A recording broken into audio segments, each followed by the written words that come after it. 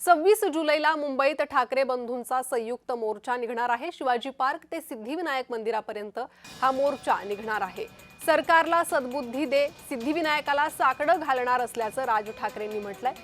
प्रश्न पंतप्रधानांपर्यंत मर्यादित न राहता केवळ धर्मेंद्र प्रधानांपर्यंत हा प्रश्न मर्यादित न राहता आता पंतप्रधानांपर्यंत हा मुद्दा पोहोचलाय असं राज ठाकरे म्हणाले। सत्तेचा उद्दामपणा कशासाठी सुरू आहे असा सवाल राज ठाकरेंनी सरकारला केलाय। 26 जुलैच्या मोर्चात पवारांसह काँग्रेसनंही सहभागी व्हावं असं उद्धव ठाकरेंनी आवाहन केलंय।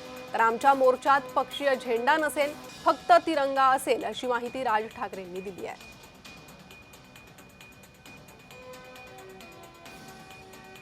आम्ही 26 तारखेला आम्ही एक शक्ती प्रदर्शन मोर्चा म्हणा, शक्ती प्रदर्शन म्हणा किंवा काही म्हणा, या मुलांना घेऊन करायचं आम्ही ठरवलेलं आहे की मुंबई सारख्या एका महत्वाच्या, सर्वात महत्वाच्या देशातल्या शहरामध्ये देखील ही सगळी मुलं आणि सगळेजण पालक हे एकत्र येत आहेत आणि आपला राग रोष व्यक्त करतायत। हे मला असं वाटतं केंद्राला देखील कळणं गरजेचं आहे।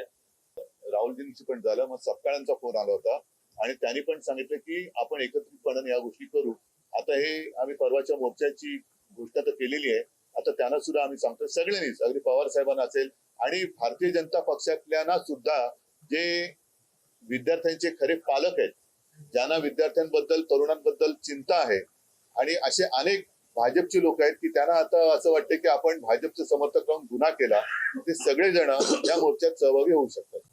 आम्ही देखील जे काही ज्याला मोर्चा म्हणा किंवा काही म्हणा, या सगळ्या गोष्टी करताना तिथे आमचे राजकीय पक्षाचे झेंडे नसणार। कळलं का?